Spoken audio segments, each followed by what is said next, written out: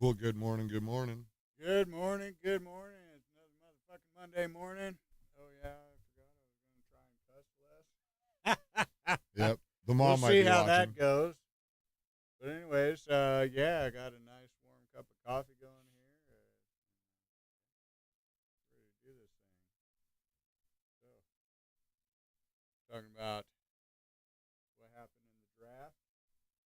Yeah, I figure we could go through some of these picks. You know, I've been reading a lot of stuff, you know, because that's what I do afterwards. And, you know, I've got a lot of people liking what we did, and then got some people complaining and about certain picks. And it's like, well, you know, do a little research because, yeah, you know, I mean, a lot of these guys are going to be some great picks. And I think a lot of, you know, we got 12 new rookies just in the draft. And I'm betting by the end of the season, 6 or more will already be starters. Yeah, you know, I mean, we got a couple that I guarantee they're going to be backups, but they're going to be big-time backups, you know, and be able to come in. So, you know, I mean, we can just kick it off, you know, with that first number 1 pick, you know, Marvin Harrison Jr. We'll almost guarantee he'll be a starter. And, you know, with, you know, the way this kid plays, the way he was brought up by his dad, who is a Hall of Fame wide receiver and everything else. Yeah, this kid's going to be amazing. You know, amazing. Kyler Murray's got a big, you know, weapon out there for him now. Right. You know, that can make contested catches. You know, can get yards after catch. You know, we got Larry Fitzgerald Jr. You know, right there. So, yeah. You know, because, you know, Fitz is already a junior, so, you know, you got to throw the second junior on there. So. Junior. Yeah. But then, you know, you sit there and you keep looking, you know, with that second pick, you know, defensive lineman, you know, Darius Robinson. You know, the kid can play edge or right there on the D-line. You know, talks about his hand placement. This kid has got 2 master's degrees that he got while in college and playing football. 2. Like, he's a real smart player. This kid's going to pick up, you know, the playbook, like, in seconds, you know what's going on, you know, and then, you know, you get down to that third pick that we had, and everybody got a little butthurt that we didn't get Kool-Aid, you know, and the other, I can't even remember who the other guy was now that, you know, they had up there too, DeGene. And we didn't get either one of them two because we traded back, and everybody's like, oh, well, Max Melton's garbage. Well, let me tell y'all something about Max Melton real quick. You look at the numbers between him and Kool-Aid, and we'll just do him and Kool-Aid. Right. Last year, Kool-Aid had 0 interceptions. Max had like 4, I believe it was. 4 or 5. Yeah, something like that. Okay. Right. interceptions. He had 8 in his college career. I remember that. Pass breakups, he had better numbers than Kool-Aid. Tackles for a loss, almost doubled Kool-Aid's numbers in that department. Like, this kid's a baller, you know? He's a ball hawk. He's quick. He's faster than Kool-Aid. So, you know, I think the reason this kid dropped, you know, and I'm sure a lot of people have heard that, you know, there was something that, you know, only the coach and the, you know, GM, you know, and the owner all know about him. But, you know, you do a little research. Kid got himself in a little bit of trouble in college.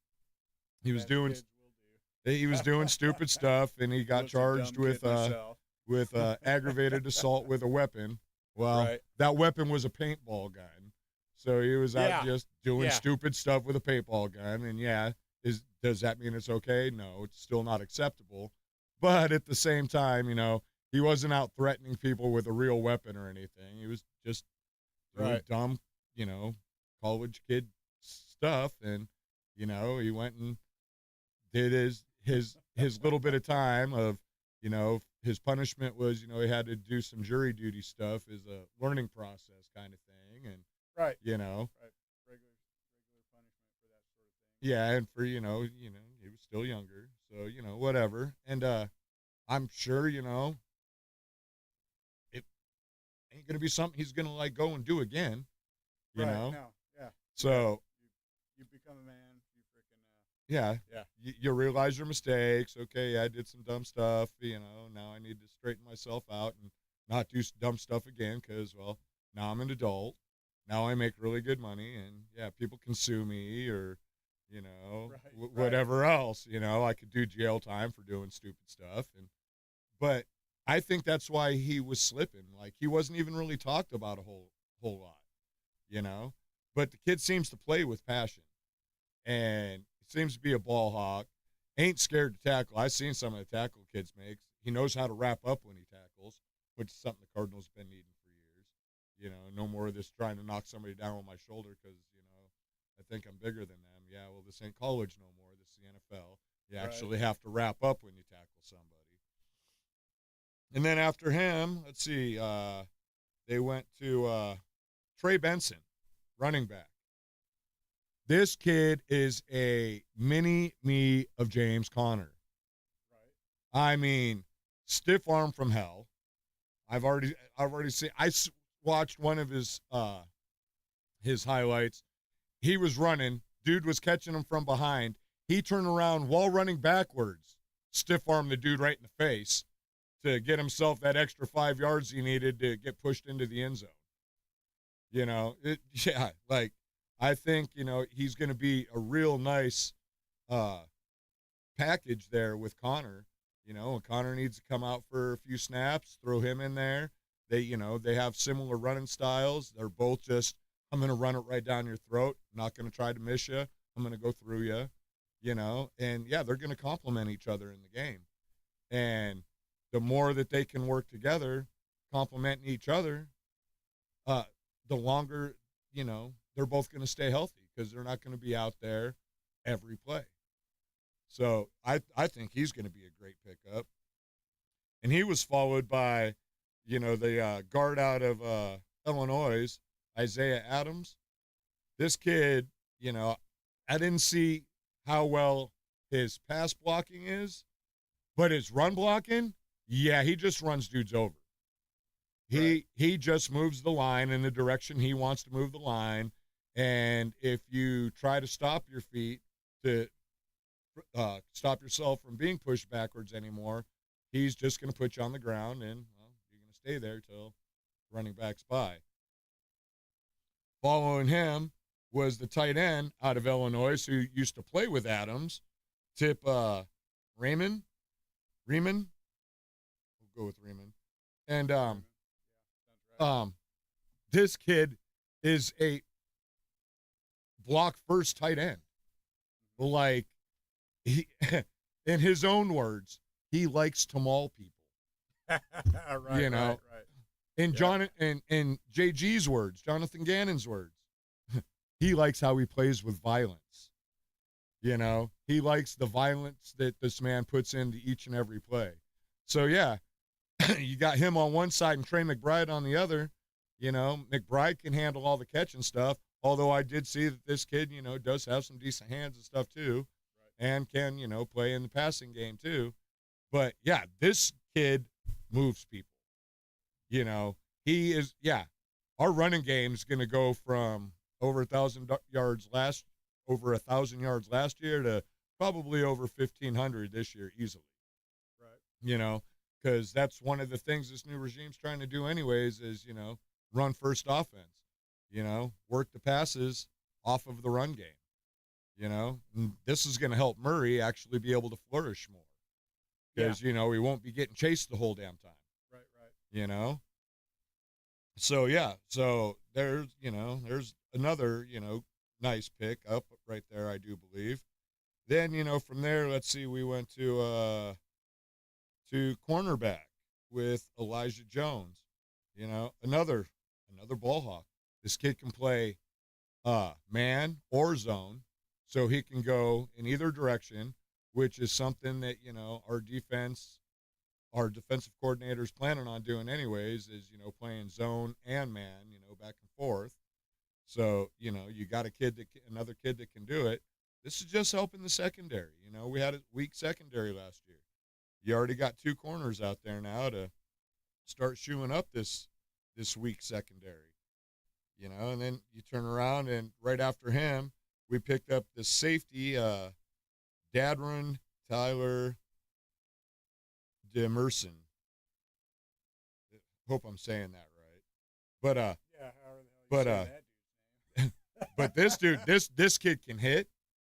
You know, he's got size. Right. You know, he can also play in you know, going up against the slot receivers. He's got the speed to keep up with them. You know, he's got a real good, you know, nose for playing, you know, in the slot. You know, he's done it in college and stuff. And this kid will just, you catch the ball, he'll take it from you as he's tackling you to the ground. I was watching him rip balls out of people's hands as he was driving them to the ground. Coming up to his feet, and he's the guy that had the ball. You know, just another ball hawk. Now, just these first three, because we'll get to it here in a second, there was another corner picked up later on too, you know, with the last pick. But just these top three guys that, you know, they picked up for the secondary, Coach Gannon used to be a corner. Coach Gannon went into the NFL coaching as a cornerbacks coach. This man knows how to develop corners. So, yeah, these guys already got some skills coming in. Coach Gannon just going to coach them up, make them even better. I'm starting to foresee back in, you know, the Patrick Peterson days, stuff like that of, what did we call it back then? The Cardinals no-fly zone? Yeah, because you weren't throwing the ball. Yep. You know, and if you did, boy, you better be real accurate or we're going to get it. I mean, you know, and yeah, if we can get a no-fly zone going again with a somewhat decent rush too, yeah, the quarterback ain't going to have no time to make it, you know, long-term decision here. You know, you're going to have to make them snap decisions on who you're going to. And if you got guys that can actually play that cornerback position and contest them catches or come up with them catches their own selves, yeah, this is going to do great things for our defense. I mean, great things for our defense. So after him, we turned around and got another edge rusher in Xavier Thomas.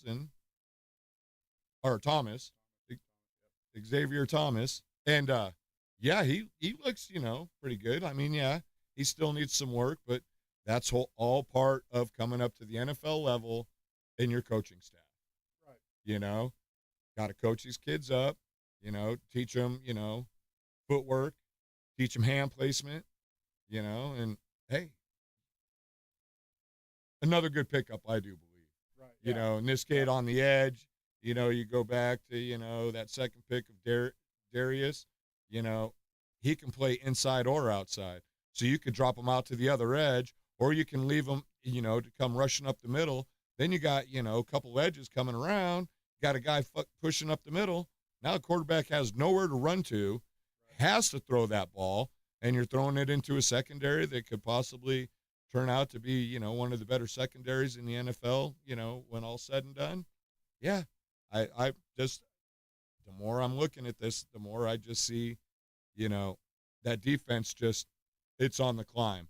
The offense, pretty much all we got to do is go back to that very first pick.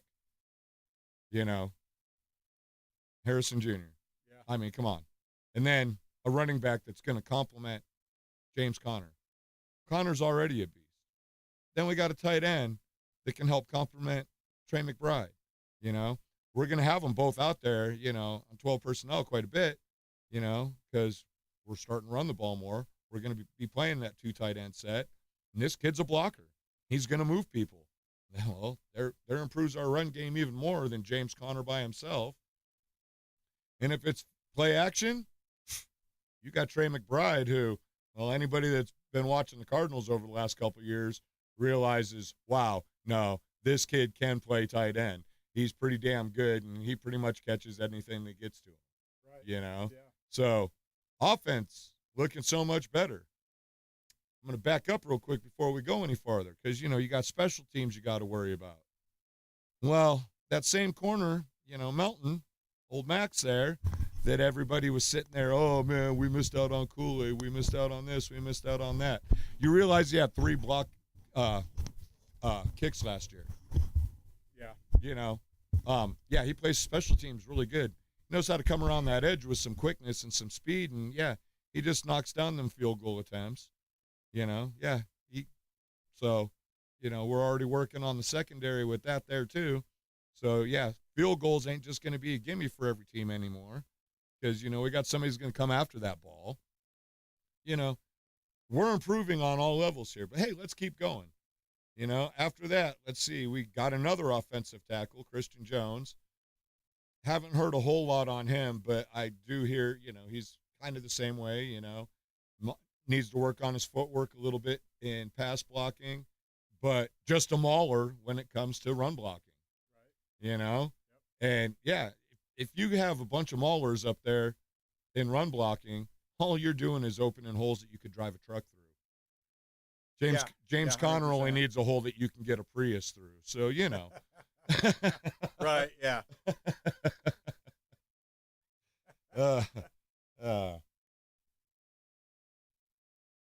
Then we went out and got another wide receiver, Palmer. I'm not even going to attempt his first name, but Palmer here, and the kid's got hands, he's got height, so another big wide receiver on the outside. Not another one of these short guys, but right. our wide receiving core has actually got some size to it now, instead of the tallest dude, being like 5'11" and a half. Yeah. Now we're looking at 6'2", 6'2", 6'3", wide receivers and stuff out there that can make the contested pass or catch. He can have somebody right on top of him. He knows how to get his body in there just the right way to, make it to where, only one of you two's coming down with the ball, and, well, it's not going to be the defensive guy. Right. So, another nice pickup right there, see how he develops. And then with the, our very last pick in round 7, Miami quarterback, Jaden Davis. And this kid, again, another one, can play man, can play zone. Do I think he's going to come out as a starter right off or anything like that? Probably not. Do I think he's going to develop nicely throughout time? I've got pretty damn good hopes for it.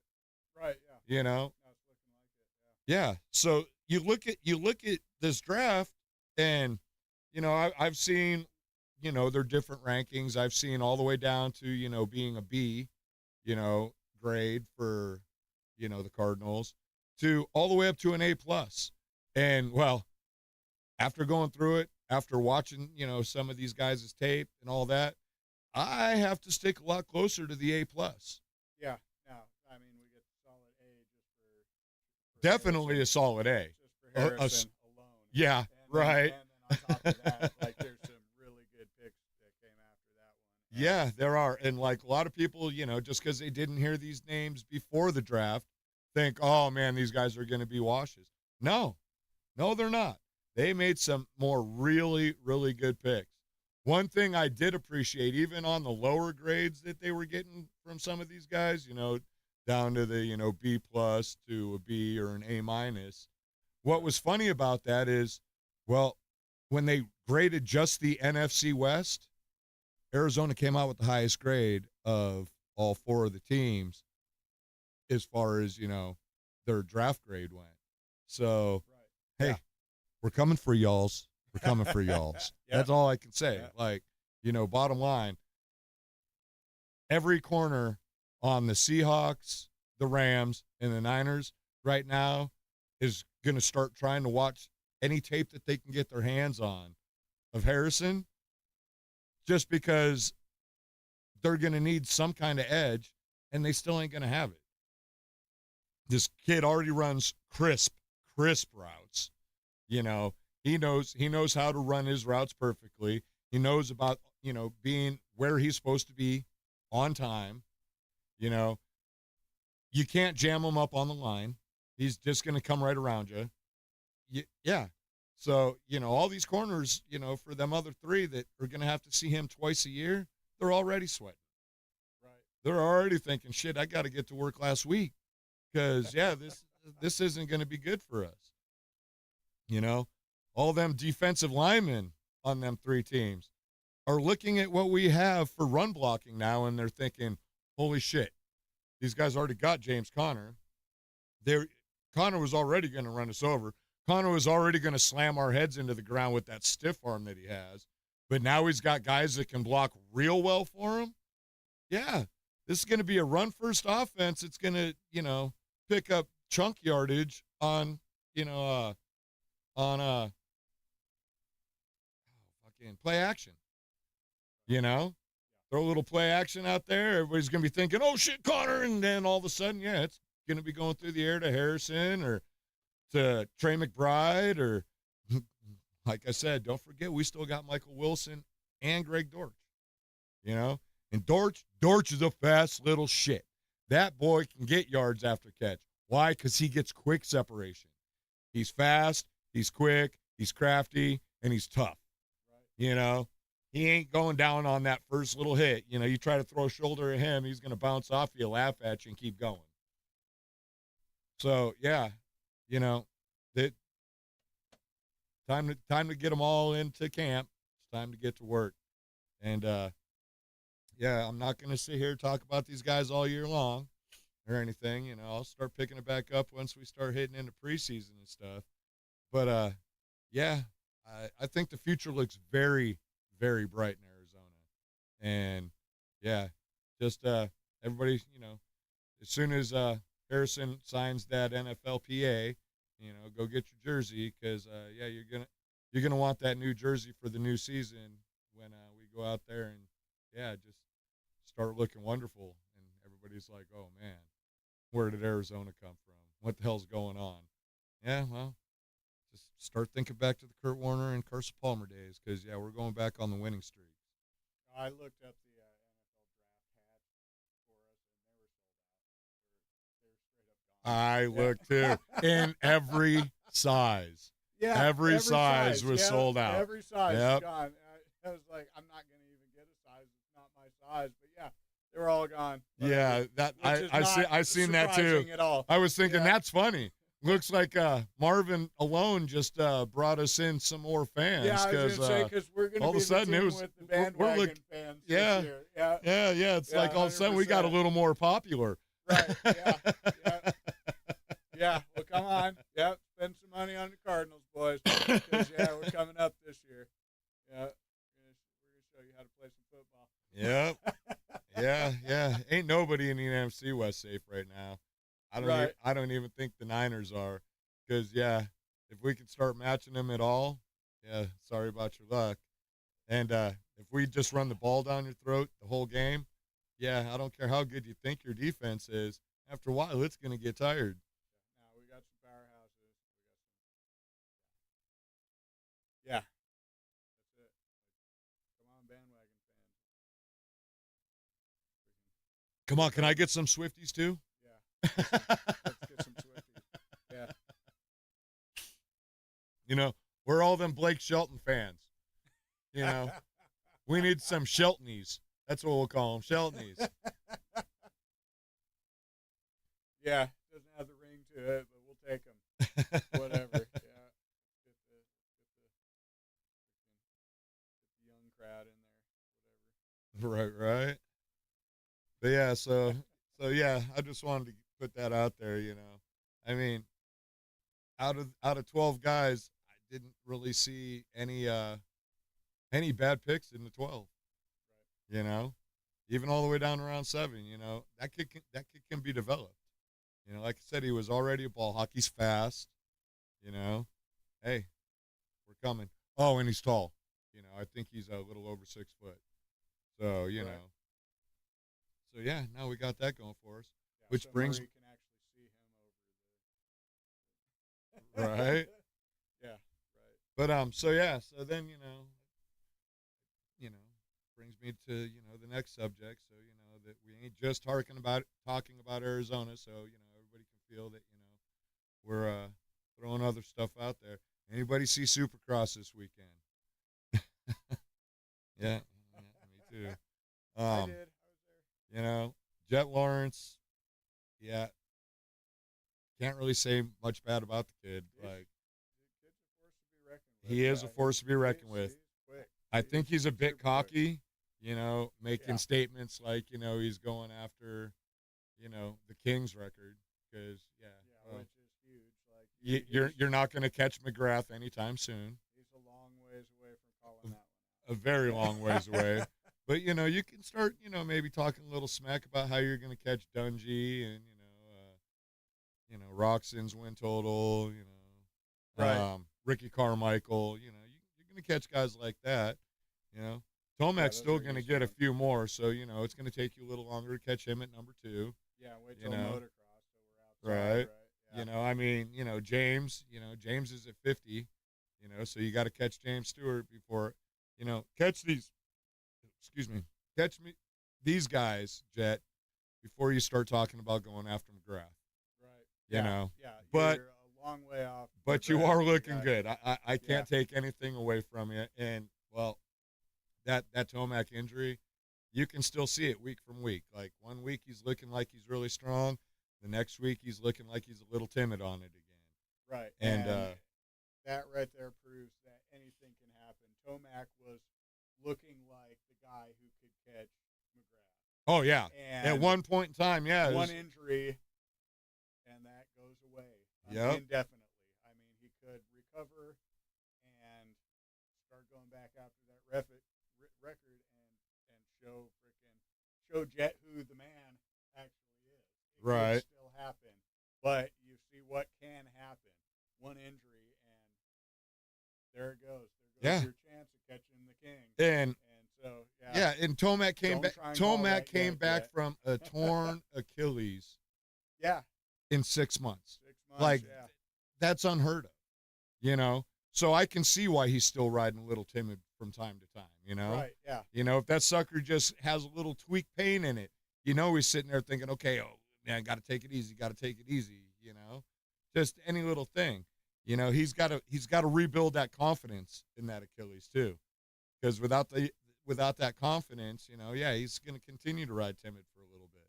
Yeah, and 6 months of healing time, and he's back on the track. Like, I can attest, as a guy who got run over by a freaking dump truck, had 2 broken legs 10 months ago, I'm still feeling that every day of my life. And so, yeah, 6 months later, he's back on the track. He is younger than I am, of course, the healing, Right? It takes longer the older you get. But at the same And- time, like, yeah, I can't do what I could do Right. before that And accident. and you've got these different surgeons these days, I mean, they got different techniques and all that, different technology these days. So, it isn't like back in the day, like say when Marino tore his Achilles and it took him a year and a half just to get back into the game, to be able to, start getting back into practicing and stuff. Looky there, that was me 10 months ago. Right. But at the same time, yeah, you Yeah, don't tell just your eye recover hospital. from these things in 6 months. You don't. No, you don't. No, it takes time. Yeah. Yeah, So, yeah, like just like, my brother here that can attest to it with, two broken legs after getting run over by a dump truck. You know, I was on fire for 2.5 minutes, left leg yeah. pinned underneath a Harley while 5 gallons of gas poured onto my leg for 2.5 straight minutes. Right. Fourth-degree burns, burned the bone marrow in my leg. They told me I would never walk again without a limp and I'd never be able to run with my kids. Well, I beat them odds, and it only took me a year, but it still took a full year. And that was, and that wasn't running strong yet. That was, I was able to walk without a limp. That was 2007. So what?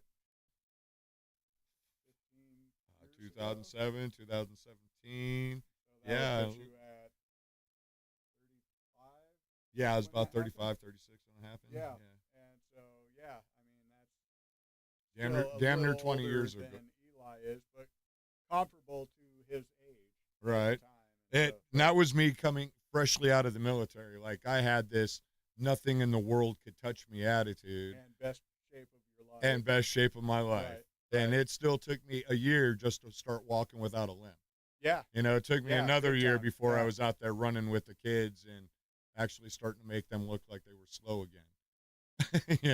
I'm 5'11". My wife is 5'6", and the tables have turned. It used to be we'd be shopping at Walmart, and I'd stop and look back, and there she is, 10, 20 steps behind me, and I got to let her catch up. And now she's the one that has to do that because in order to not walk with a limp, I have to walk at a slow pace. Right. And if I'm trying to keep up with anybody walking, the limp shows, and it gets uncomfortable to walk. And yes, and I can be one that attests to that because I got to slow myself down all the time when we're out together because it's like, oh yeah, shit. Yeah.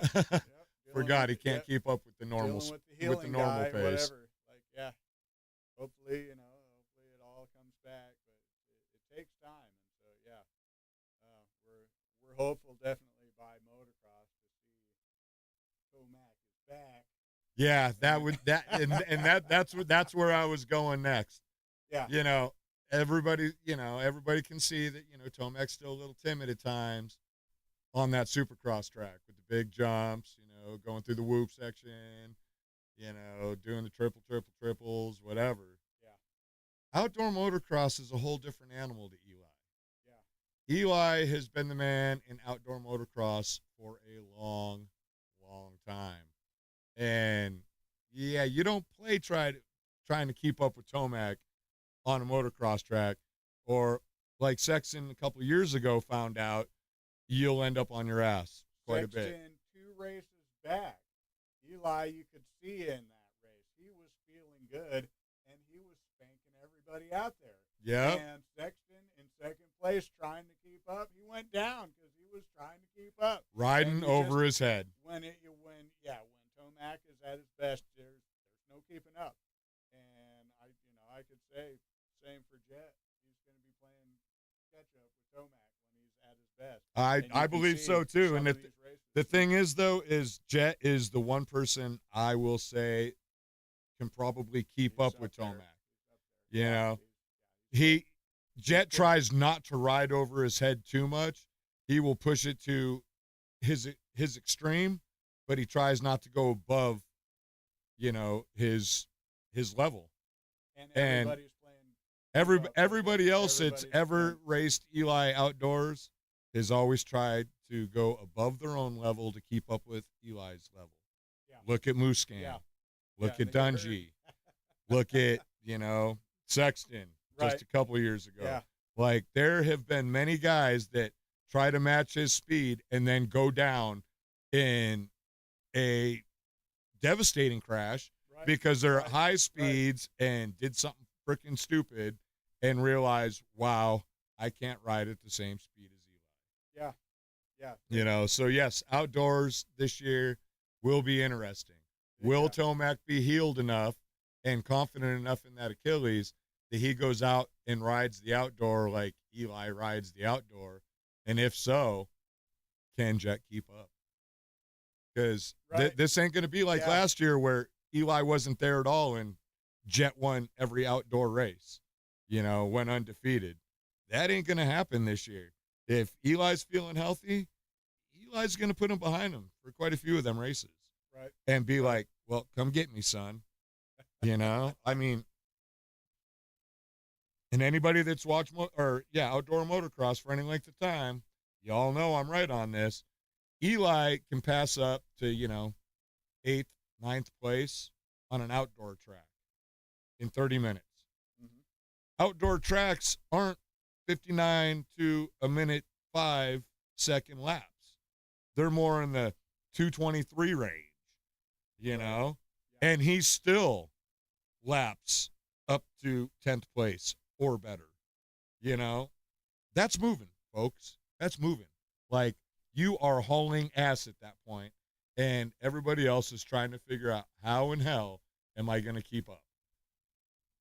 What do you got going on over here? Advertising our podcast. I thought maybe we actually had a response today. But yeah, so what? 2 more races on Supercross. The Utah race will actually be there, out in the crowd, watching it live. Yeah. So we'll definitely be coming back from that and having something to say. And then right after that, yeah, hey, we're going outdoor, and yeah, that's gonna be fun. I want to see some Eli Jet races going on, on that outdoor, because that's where I think they're both the strongest, and they're both going to, be going after each other. Because, yeah, Eli's getting kind of sick of the old guy jokes. And, being an old guy myself, I totally get it. Yeah. Yeah.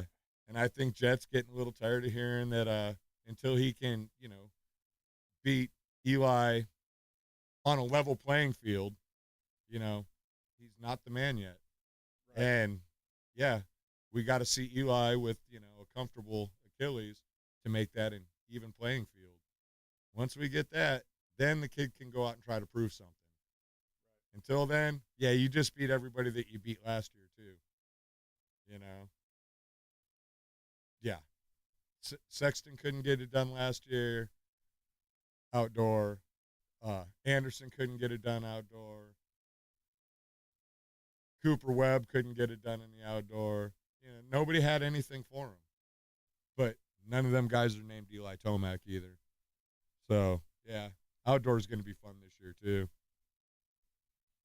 Yep, 100%. But, yeah, that's how I'm feeling about my sports day today. Oh, just a quick note.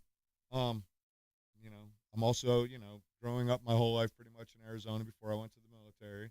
I root for all the Arizona teams. But Phoenix Suns, yeah, you got all these players. You got Booker. You got Durant. You got all these guys. And, well, you hit the playoffs and you still suck. And, well, hurts my heart to have to say that. But, yeah, losing every game in the first round of the playoffs, yeah, you guys still suck. Stop sucking. Yeah. Either figure out a new coach. Come on, man. Or you guys need to learn how to play as a team. But, yeah, come on, something. Because we ain't been shit since Barkley days. So, and yeah, poor Chuck, he couldn't take us all the way, even with Danny Ainge and we had Danny Ainge and Dan Marley, and them guys were 2 3-point shooters from hell too, from the outside. We just, no matter what we had back then, well, nothing made up for Jordan because, Jordan, pretty much, people always want to say, oh, well, oh, God, what's the guy that just died in the helicopter crash? Bryant? Kobe Bryant. Oh, Kobe Bryant was the greatest basketball player ever. No, he wasn't. No, it's not. Sorry, Kobe, stop it. Yeah, get some help. It was Michael. It was Michael Jordan. Everybody else, some other ones want to go after, or talk about how what's his nuts that still plays for the Lakers. James. LeBron. Yeah, LeBron. Thank you. Yep. Yeah. No, not even close. Actually, I don't think he should even be used in the same sentence as Michael Jordan. No. Especially with Sorry, all the whining he does when he loses. You know. There's not anybody that can hang. So, you know, Charles couldn't completely get it done by himself, you know, because he was up against a Michael and a Pippen. Yeah. But, you know, Right. hey, things happen. But, yeah, the Phoenix Suns of, you know, right now, you know, you guys are not Phoenix Suns of, you know, the late 80s. And if you want to get there, yeah, you need to put them egos aside, start playing together as a team, and Right. Yeah. figure out these playoff woes because, yeah, you guys are kind of getting embarrassing at this point. Just saying. And, yeah. Well, what else you got today, Andy?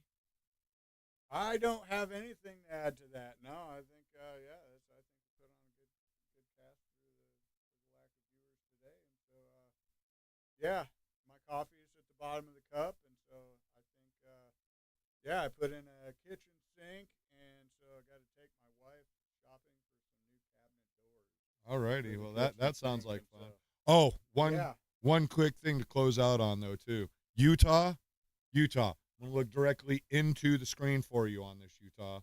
You are not getting the Coyotes, okay? There is still a chance that there's going to be a land deal done, and the Coyotes are going to stay in Phoenix right where they belong. So quit going around telling everybody how it's already the Salt Lake City Coyotes, because it's not. Still the Phoenix Coyotes. Love y'all. Y'all have a great rest of your day. Have a great week. And peace.